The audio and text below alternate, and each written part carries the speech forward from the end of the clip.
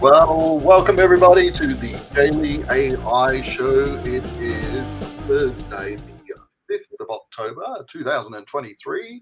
And today we are talking about the multimodal revolution shaping AI's future. We don't have Brian with us today, and I don't think Robert's going to be joining us, unfortunately, but you got all five of us, and we're all wonderful people. So let's get dug in, guys. And we did talk a little bit yesterday about multimodal in terms of what's happening with ChatGPT and voice and vision. And I know Carl's just been talking offline with us a little bit about Google Gemini, but who wants to start the show and tell us a little bit more about their thoughts on the subject? Well, I'd love to get a classic Andy Halliday definition of multimodal for our audience. I guess I'm the explainer. I'm the explainer. So yeah, that reminds me that my children said often to me, "Dad, don't explain it all out." So it's just my nature to try to explain it. So multimodal just means that we're freed from the limitation of just being text interactive with AI. So, numbers and text have always been, so characters have been available to interact with AI. That's two different modes, numerical and character text. And then now multimodal means it's going to have images, video, sound of all types, not just voice, but the combination of sound reception, because you could analyze bird sounds if you want to now with ChatGPT. You're reading my mind. I was thinking exactly that. I can tell. There you go. So multimodal, the import of multimodal is it simplifies our engagement with AI. Now we don't have to limit ourselves to, okay, well, I've got to sit down and try to translate into words everything that I want to have happen. And by the way, it's on the other side of the exchange as well. So a multimodal AI can also deliver back to you sound, images, video, etc. So it's really becoming much more extensive and capable than it was before. Believe it or not, it could do a hell of a lot with just text. But now multimodal is going to make life so much easier for the user. Gotcha. What have you? First of all of us, who has access to ChatGPT's multimodal capabilities? I have vision, so I have images. Yeah. Gotcha. So what? So what experiences have you had so far using it? I think. Go ahead. No. I think, to me, we've seen all the ones where people are taking pictures of signs, taking pictures of animal plants. I saw it yesterday when he took a picture of plant. I can just imagine Andy just like going around the neighborhood, just starting taking pictures and asking ChatGPT, "What is this? What is this? Tell me." We've seen people taking pictures of the fridge. What recipe can I do? I think, though, if you really go beyond what is, because we're all like fascinated, hey, can it see this? What is this? It now can, so I've been using it I've been taking pictures of analytics, taking pictures of Salesforce dashboards, taking pictures of HubSpot dashboards. And once I take a picture of them, I make it analyze it. And it's outrageous what I've been doing, like the analysis that it can do. I feel it's better at some things than even advanced data analytics, because I have to upload this stuff, and then sometimes it doesn't read it correctly, or it's like I have to do some edits, versus I just take a picture and like even at like miniature font that I can't read, it reads it. And I'm like, this is amazing. So to me, from a business angle, that opens up so many different doors that, I think we're all just going to scratch the surface. But like, yeah, I've been taking pictures of all our like quarterly, weekly reports and asking analysis on it. And I'm just like, wow, I don't know what the workflow I can do with this, but I can't wait till an API allows me to do this on all these different tools. So that's where that's where I've been starting with it. So speaking of that, what has anybody heard of any products other than ChatGPT releasing their multimodal? I know in the last few months, people have just been talking about waiting for multimodal to come out and what kind of capabilities it has.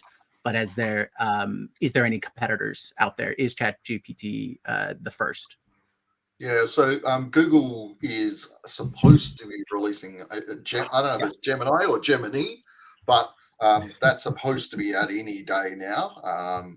There's not a huge amount about it out there, so I certainly can't speak to any great level of expertise on it, but the idea was that it was built to be multimodal from day one. Carl probably knows a lot more about it, so maybe he can fill us in on his little industry secrets. A little tidbit, because chatting with our Google reps and so on. So we've just implemented Google AI search onto our website, and I was reading the documents on AI search, which I feel is going to directly translate to SG, just regular Google search. But it says there, it allows for you to search images on your site, but also use image as the search. And then I asked them about it yesterday, and they're like, oh, it's still in beta, or like we're still trying to move through it, but there's a whole section documentation on like how to do it and how to and it's only available, I think, for like enterprise level, but I could see it. So I'm like, okay, that tells me that it's going to be baked in eventually, whenever that is. So I believe in Google search, you will be able to upload images and search off it. It just, to me, that makes sense. Right. You've been able to do that before. In terms of whether there's, like you asked whether there's competition, that's different than if other things are multimodal, right? Like Bard and Bing are multimodal also, meaning that they can receive visual input. They're visual modal, I guess. They can receive visual input and respond in visual input. But they're not competition, right? This is like so much better. And the other piece, like to what Carl was just saying, what's coming, the true multimodal will be trained as multimodal. This is actually multimodal laid on top of something that was trained with text. Exactly. And it's still amazing. I mean, I've had it, I don't know, 3 days, and I don't have time to spend all day playing with this, but it is gonna be like Andy, just gonna be walking around our neighborhood. Well, so I'm not a plant person, but I have some stones that my mother collected, and I know that they're, I know they mean something, but I have no idea what they are. I wanted to quickly share this one product that I came across doing some research. So Reka.ai, a group built by former Google, Badu, and other folks, put together their own multimodal called Yasa One. Not exactly sure what it came out with. Is it Jar Jar Binks? Yasa? Yes. Yeah. But what they have here in this introduction is a lot of the same kind of things that we've seen from ChatGPT. Their big selling point seems to be that they're already enterprise focused, so you can build this on your own data, and it's in private review, so you can access their API to try and load this up. But they had some fun stuff like video analytics, or analyzing a video for things, and audio, and all of those components.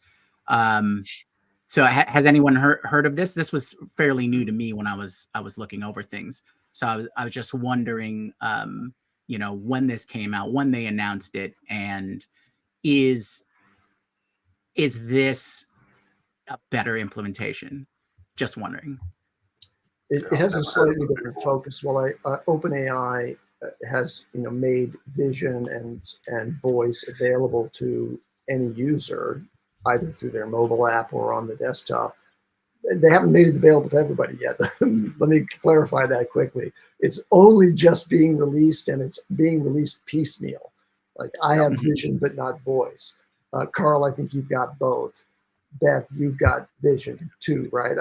So anyway, it's happening now, but it's not widely available. Let me just hasten to add that.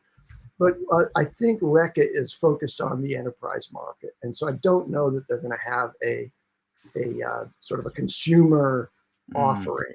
It'll require that your enterprise, enable Reka on your platforms, and so I think that's a major distinction. But it looks like it's covered all the bases there. Gotcha. Quick shout out to Brian. Thank you for joining us on the show. So your comment there. We agree. We are simply the best on LinkedIn. So Brian, thanks for joining the audience, and hope to see you every day. All right, go ahead. This is what Jimmy's talking about. Brian called in sick and is playing hooky from school and then trolling us with support. We're trolling the support, yeah.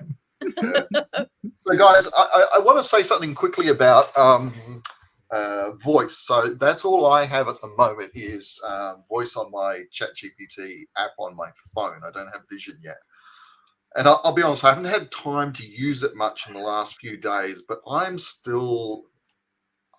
not quite sure what I expected from it, but I'm still struggling to find the value. So like Brian mentioned the other day in one of our Slack posts that he'd had a 30-minute conversation with, I'm finding I can't go more than about a minute before I accidentally tap something to stop the screen going to sleep, and it stops it.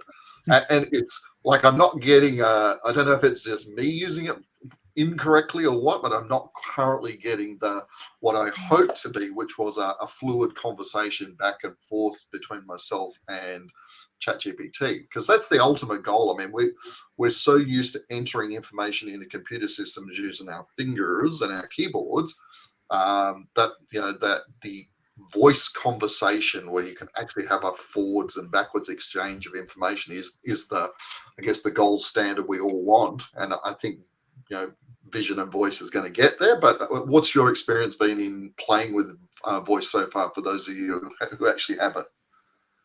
Does anyone else have it? I don't think anyone else in the team Brian has it, has it. Aaron.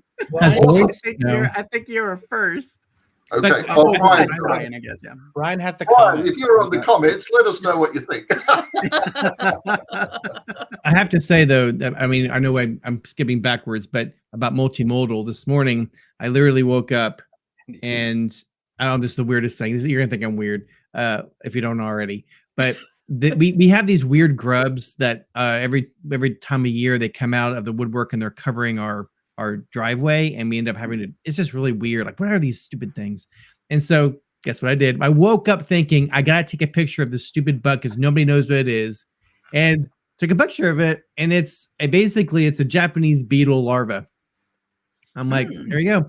I mean, I couldn't stop thinking about, I finally have something that can help me out. And I'm like, It's just it's not multimodal, but it's again, the hardest part anybody's going to have right now is training our brains on how to use a multimodal. And I think that's the hard part, is stop using the screwdriver you've used. Now there's a whole different whatever tool. And going back to the multimodal, Gemini is going to be built from the ground up with multimodal. GPT-5, as you probably heard, supposedly, rumors are that's also from the ground up going to be multimodal. Now, what does that mean? It's like everybody was saying earlier. It's like you take your GPT-4 and you give it multimodal capability. That's not the same thing. They're kind of band-aiding it together. But once you start getting it to where it's built that way, they'll behave better, behave faster, and I think that's the real value. The qualities. Yeah, I agree. I think it ultimately, I think this is going to require a change in how we think and use computers. We're so used to the keyboard and the mouse model that we've been doing for 20 or 30 years or whatever, that it's going to take some time before we get. And I can guarantee you, I've seen it happen already just with ChatGPT text, but I guarantee you, people are going to come up with amazing ideas that we never even thought of. You know, and so I'm really excited to see where that comes out. Stacy made a comment. She said as of last night she doesn't have it yet, but she's also not found pi to be fluid or consistent either. It drops and doesn't give her what it promises, leaves me hanging. Now, I can't get pi on the phone with the voice. It's not an option for me in Australia for some reason, but I know some of you guys have used it. But yeah, I'm definitely finding with ChatGPT, it's still, I don't know whether I need to adapt to doing something different or what, but it's still not quite where I would hope it to be. So. Gotcha. I mean, that's kind of what we've seen across all of AI, right? That's why we have that joke of like, oh, if it doesn't do what you think it needs to, wait a couple weeks. You know, yeah. Everything's evolving. It's like Midjourney. When I first got onto Midjourney in the beginning of the year, I mean, do me a picture of X. Okay, big deal. I think it's ultimately playing with the tool and experimenting and just letting your mind, drop all barriers and just say, well, I'm just going to try some crazy shit. Excuse the French. And just see what happens. And I think that's certainly for me is how I've got better with using something like Midjourney. It's just experimenting a lot, and I think we're going to have to probably do the same in this case. So one of the use cases that I think many business people will be able to relate to I learned from Nicole Leffer, who was an alpha tester of vision and gave a series of workshops. And she uses it in her deck. So she takes a picture of the slide and says, and asks for suggestions, right? What would make this slide better, right? So it's a way to like interact, because then it's like, oh, okay, well, this picture would be better, right? So then it gets, then she gets suggestions on what she should prompt the image generator to do. And we all know that image generation is coming. It's already kind of in Google Slides, meaning that it generates images, but they're pretty, they're fine. They're fine, which is different than being like, wow. But if you don't want to leave Google Slides, you can do that. But like those kinds of things, like your font is too small, or you have too many words. This is how I would reword it, right? Like there are so many possibilities in this. Yeah, and it's interesting you say that, Beth, because literally just before I came on here, I've been experimenting with, I wanted to take a live video recording of myself talking, and I wanted to transcribe it and throw it into ChatGPT and see what I could do with it. Can you rewrite it and make it, shrink it from 4 minutes to 1 minute, maybe reword it? But I've been playing with it for about an hour, and the thing that gave me the best result was review my transcript and tell me what's wrong with it. Where could it be improved? Let's see if I can read the words. But like the end result it came back with was like, oh, wow, that's actually, if you look at all of the different things that happened, that was probably the one that gave me the best end result. So that's really interesting to think about. That is not necessarily what's wrong, but what's missing or how could I improve it. So, I think that's certainly an interesting option to look at for this kind of tool. Well, do you think so? Think about like other businesses and their use, because what I've been doing is going into ChatGPT and asking, hey, for this sector, what would image to text, multimodal, like what are some use cases, right? So imagine all those, like for, I don't know, in Calgary, we have like oil and gas. So some of the things that they're talking about is like aerial or satellite shots of exploration sites or whatnot.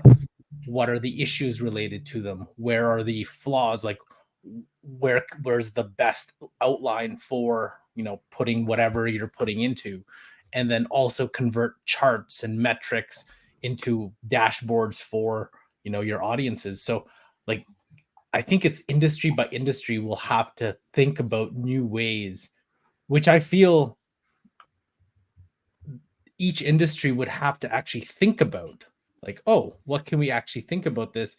Not just taking pictures and describing, but actually bringing it into their workflow. And I don't know. I think that leads back to how many people actually know that this exists. And then of those people who know that exists, think beyond just taking taking a picture of their plants and flowers. Then of those people, how like it's such a small percentage, yet everybody has it, or a lot of people who have Plus has it. So like, how do we enable or teach people that to go beyond? And does that mean like decades? Does that mean like a couple of years that people have to think about how to use this stuff in a way that goes beyond like? I think it's like anything, I guess. I think that you're going to start seeing as people experiment and get better with. I mean, one of the things I love doing is if I'm trying to figure something out, go to YouTube and find a video that shows you. For example, when I was playing with Midjourney in the early days, watching videos on how to get more out of Midjourney, and there was some really good videos there. And I think people are going to start producing that kind of content for the multimodal capabilities of ChatGPT. And then once it gets out into the market, it's going to become more people will experiment with it. And I don't think it's going to take more than 6 months to a year, maybe, before it's pretty commonplace for people to start using it. I want to share a use case that just came across my desk. So I've been a little bit disengaged because I'm in the middle of it. But so my boss, he likes sending videos of ideas he has, so he's just kind of brainstorming. He records something of a video. I watched it at 2 times speed and get the gist of what he's trying to say. It's easier than reading an email, right? Well, this time he did that, and also he sketched out what he was thinking on his iPad. So luckily, I have access to the multimodal aspects of image recognition. So I took the transcript from the Dropbox capture. I also took the image that he sent of this little pencil drawing he did on an iPad. He even had the logos of where ChatGPT would be engaged. It's like a thought problem solving tool, right? That he designed. And I said, explain what the heck he's talking about. No, I basically said, take the transcript, take the image, and kind of evaluate it. I didn't give it any more context than just that. And it basically put the two together. And it gave me this really lovely output that kind of explains, this is a great tool, fascinating idea. And it summarized his whole idea. And then some considerations like, be careful about this, and over reliance on AI and the cost and licensing, whatever. And then I wanted to say, well, describe how you'd implement this tool. So all that to say, just another example of bringing it to the conversation and using the different tools at the disposal. So looking at a visual representation of what he's talking about. So, I mean, most of what we've been doing is analyzing a transcript, but now we're able to ask the ChatGPT to take them both into consideration. And that's by, who is it that said it recently? By bringing the AI into our world, making vision possible, it's just a whole other layer of analysis that we've. I can't fathom it really. I want to provide a use case quickly that uses video. And we don't know yet how effectively ChatGPT 4 will accommodate video and how long a video it can digest and so on. But right now, it seems like it's really focused just on still images. But eventually, we'll have video as a multimodal option as well.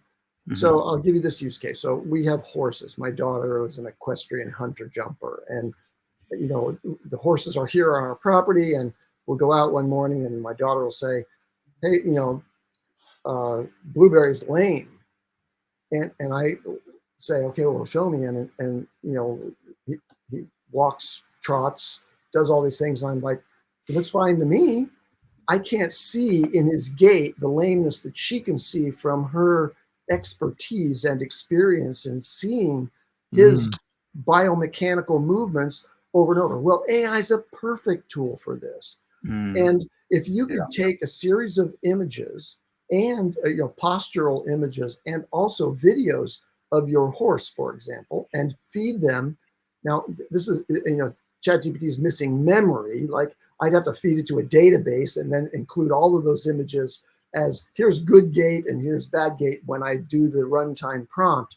But eventually we'll have memory like that, and you'll be able to feed whatever platform you're connected to, whether it's Google or OpenAI, etc. you'll be able to feed that with a history of images, and then you can ask it to look at a new image in that context. So that's the horse example. But now imagine it for gait analysis for the people who are getting older like me. And, hey, I've got a hitch in my giddy up now. I want to be able to see that and identify it when it's very, very subtle. Or sports science. Can do that. Looking at runners and how improve their running gait of athletes. Yeah. That's definitely a science already, but having AI help, that could make opportunities for small businesses. You could have a small studio with just a treadmill and have a camera with AI attached. Yep. You don't need to be an expert. You can actually make that a franchise, if I were being so bold, and basically constantly helping athletes with their gait. I don't know. It's definitely democratizing that what used to be very, very high end, prescribed AI implementation. Now a large language model can accommodate all of that. I saw something online, I think it was today or yesterday, I don't remember where, but it was the golf industry. I think maybe it's something to do with the PGA, where they're actually analyzing the entire game of the golfer, and they're using AI to critique and provide advice on how to improve the subtle little 1%ers that make the difference, which I thought was really interesting. I don't play golf, but and I look at, like Carl and I both in the marketing space, so we're used to looking at, ad campaign and analytics. So you put those numbers in front of the average non-marketer and they'll just go, whoa, number overload. We can look at it and we can see patterns in the data, so to speak. Well, AI is going to be able to do that for a lot of things, which is, I think, is going to be a really, really interesting option. Okay, so this is a perfect opportunity to go to the TLDR. So what is the one final thought or the one application or use case for our audience, our business focused audience? Go. For me, it's like the only way to get better at this stuff is to play with it. At the end of the day, there is no instruction manual really, so you just have to start using it and figure it out. Beth? That's it. Everybody's. So I would say that this is the beginning of access to super performing, like heightening human ability in a consumer space, right? Like this is your microscopic expert scientist friend, right? Like this is your search and rescue satellite. We can do a ton of imaging around stuff and then pinpoint areas that look anomalous. We've had speed and like depth of knowledge as sort of superhuman, but this is literally beyond what human eyeballs could take in and make sense of.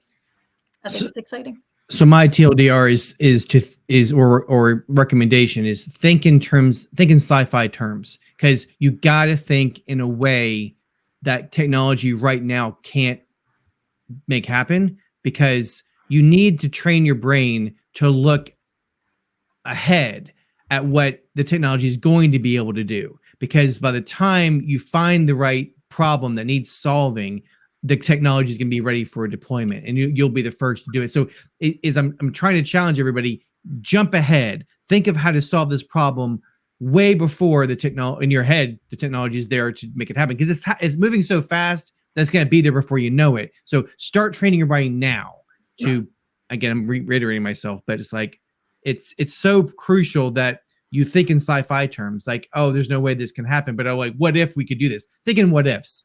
What if we could do this? Because it's coming, it's here, Right. So my TLDR would be, if you're a business, go to whatever numbers dashboard you have. Could be an Excel, could be something simple as Excel, or as complex as Power BI. Doesn't matter.